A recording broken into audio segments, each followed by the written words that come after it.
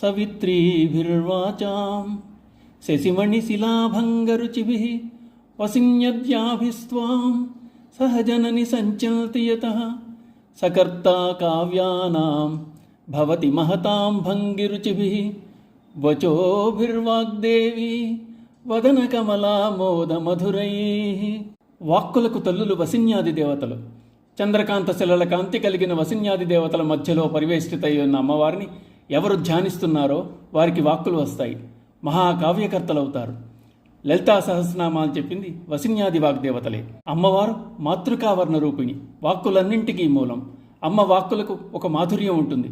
ఎటువంటి మాధుర్యం అంటే సరస్వతీదేవి ముఖపద్మం నుండి వెలువడిన సుగంధం, దివ్యమైన రసానందం. అదే కర్పూర వీటికామోద సమాకర్ష దిగంతర. కాంచీ క్షేత్రంలో మగవాన్ని అమ్మ కరుణించింది.